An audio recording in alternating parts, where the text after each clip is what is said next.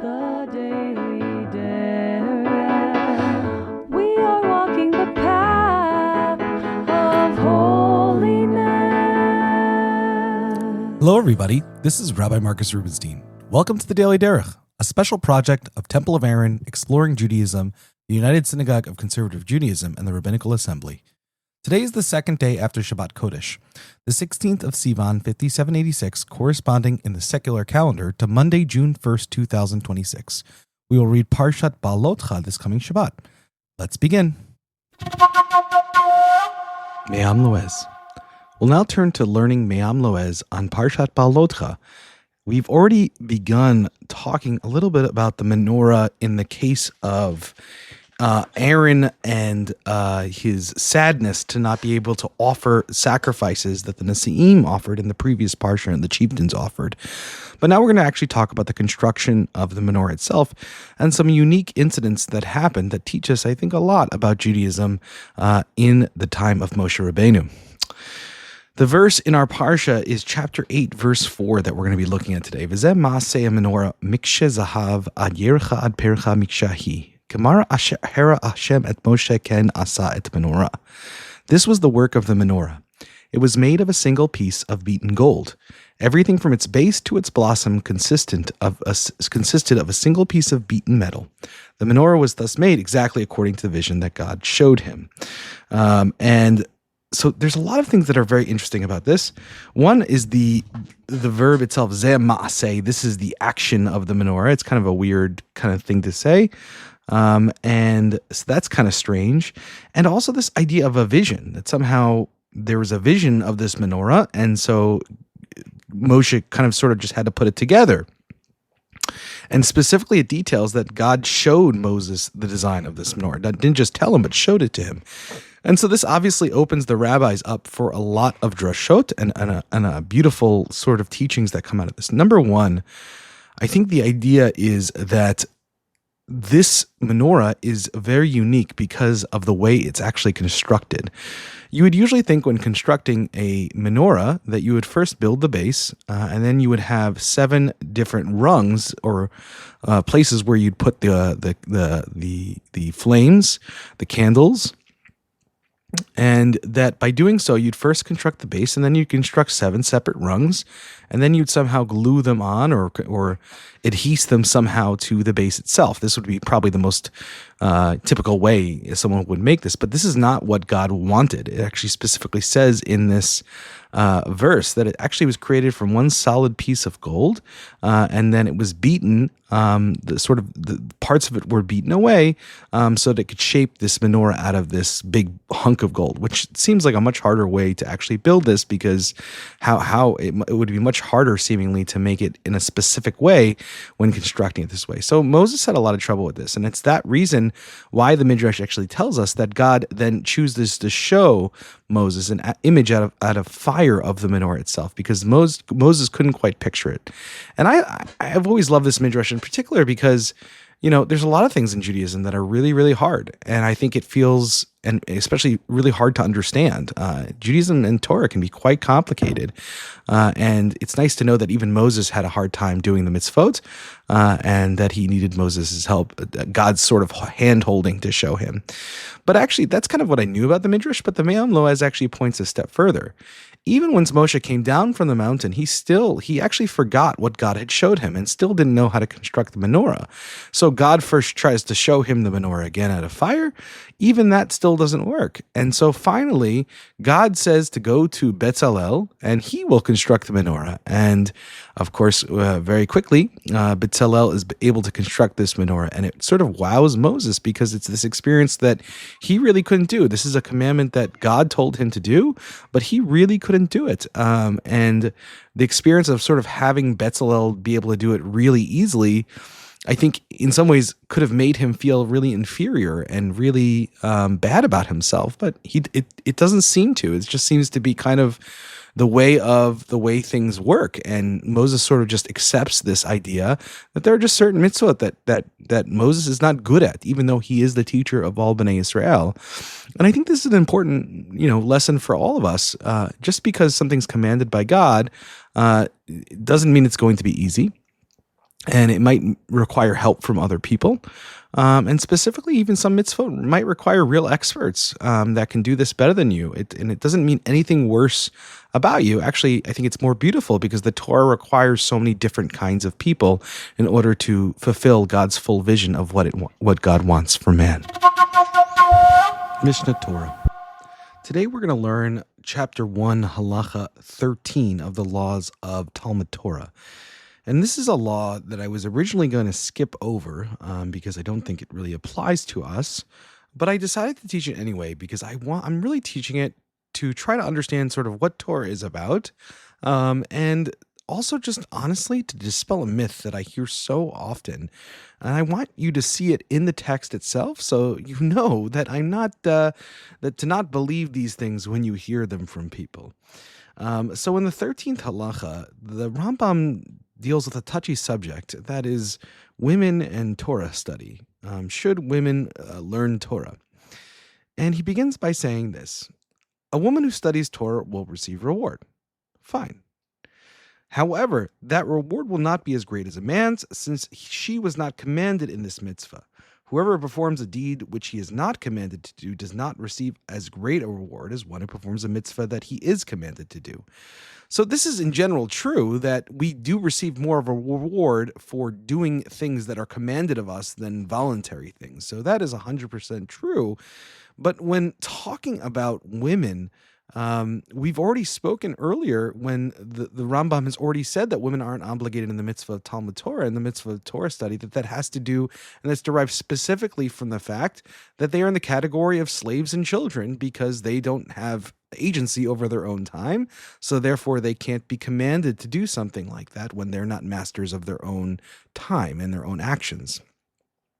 Obviously, we don't believe this anymore, and especially within conservative Judaism as egalitarian Jews, we believe men and women, thank God, are equal now and have equal agency over their time and actions, which would then obligate women to the learning of Torah. But he then goes on one step further, and you could see that, and a keen halachic reader would see here that actually Rambam's starting to switch from the sources to seemingly his own maybe thinking. So here he goes. He says, even though she will receive a reward, the sages commanded that a person should not teach his daughter Torah. Okay? And so he says that actually the rabbis have commanded us not to teach our daughters Torah, even though they will receive a reward for it. And even in the commentary in the English edition here, it notes that there is no explicit source for the Rambam statement. I don't know, no one knows where he's drawing this from. One possibly could draw the conclusion from Sota 20a when this is sort of talked about, but there are other opinions like Ben Azai who don't share this opinion that women should not be taught Torah. But even worse than that, then the Rambam actually tells us why women shouldn't learn Torah, even though right above they said they would receive reward from it, according to our rabbis. He says, because most women cannot concentrate their attention on study and thus transform the words of Torah into idle matters because of their lack of understanding. And here you see it.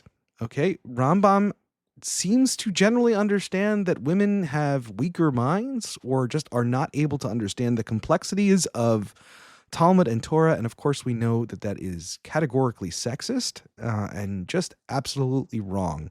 Now, I don't take this personally against Rambam because, well, this is a millennia old text at this point. How can, certainly I wish he didn't write it, but regardless, I understand the time he's coming from.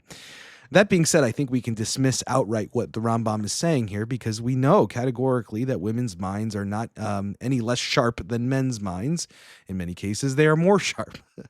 Now, obviously, you can see within the English commentary, they're trying to distance themselves. They say, Rambam says most women. So in the case of a woman that can do this and can think deeply and complexly about complex arguments and hold them together, they should be taught. Okay, fine. It seems pretty apologetic to me and pretty late. But regardless, I think you can see easily that this Rambam can just be thrown out. It does not have a clear source in the Gemara, and this seems to be related to sexist attitudes that existed at the time in which Rambam lived and which he obviously subscribed to like the rest of society. that being said, if someone can't understand complex arguments for some reason, they do have some sort of mental disorder or a problem or something like that, then it's true. They should not be taught Torah. You should not teach Torah to people who do not have any ability for whatever reason to be able to understand it. I think this also goes with people who are distracted, people who don't care about Torah and don't want to be learning it, and therefore won't be listening to it. I think that all this applies. So look, I think we can learn from what the Rambam is saying, but applying it specifically categorically to all women obviously is deeply sexist and wrong. And that's why he goes on to then say, thus our sages declared, whoever teaches his daughter Torah is like one who teaches her tales and parables. How insulting is that? Awful language. This applies to the oral Torah with regard to the written law. At the outset, one should not teach one's Torah daughter. However, one teaches her, it is not considered if she was taught idle things. Okay, so, and that's where we get this idea in the Orthodox world that, oh, well, women can be taught Torah, the 5 books of Moses, or Navi. They could be taught Nach or Ketuvim or something like that, something from the Tanakh, but they shouldn't learn Talmud, okay? And of course, we categorically reject this in every way and form. But I still think it's important to understand that we shouldn't be teaching Torah to people who have no ability to be able to understand it. That is a desecration of the Torah. But to apply this categorically to a whole entire sex or gender is completely wrong. And I think we can all understand that.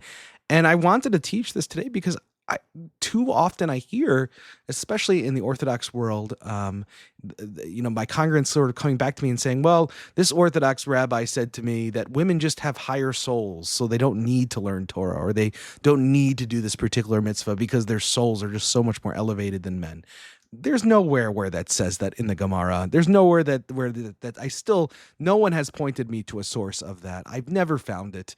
This was an idea, I think, that was conceived extremely, extremely late as an apologetic to explain women being dismissed from Torah study and mitzvot. But when you actually look in the sources themselves, it's pretty clear that there was an idea that just women's minds were incapable of understanding such complicated matters.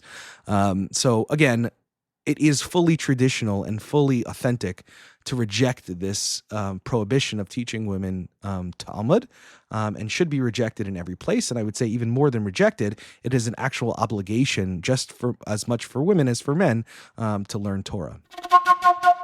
Menorat HaMaor. We'll continue learning this wonderful sefer and the wonderful introduction to the first candle. We've been learning stories about Hillel, the wonderful sage of Israel. We first learned of his steadfastness in learning Torah. We learned the story now of how he became Nasi in Israel. It's because he was able to know answers in Torah that nobody else was able to remember. And of course, that was because of his steadfastness in learning Torah. And now, today, we're actually going to learn about his wonderful students. It turns out Hillel had many, many, many students. He had, as the Gemara says in Tractate Sukkah, on 28a of Tractate Sukkah, our rabbis taught Hillel the elder had 80 disciples. 30 of them were worthy that the divine presence should rest upon them as it did upon Moses, our teacher. And 30 of them were worthy that the sun should stand for them as it did for Joshua, son of Nun. And 20 were intermediate. So he had different levels of sages and different levels of knowledge amongst his students, as I think all great teachers do. And so we're going to learn sort of the greatest of his sage and the least greatest of his sage. And what's incredible is the least greatest of his sage is probably one of the most famous rabbis of all time, Yonatan ben Zakkai, really the rabbi responsible for the continuance of rabbinic Judaism after the destruction of the temple by the Romans. And so very, very important rabbi. And so they said concerning Rabbi Yochanan ben Zakkai that he left unmastered neither scripture, nor Mishnah, nor Talmud, nor Halachot, nor Agadot, all of the different genres of Torah, nor the fine points of the Torah, nor the fine points of the scribes, nor light and weighty matters, nor verbal analogies, nor calculations of seasons, nor gematriot, right, being able to derive meaning by the numbers that the letters coordinate to, nor the speech of the ministering angels, nor the speech of demons, nor the speech of palm trees, nor launderers' parables, nor fox parables, nor a great deal, nor a small matter. Not a great matter, nor a small matter.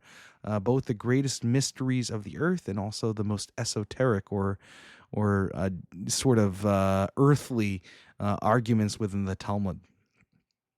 So basically, Yochanan ben Zakkai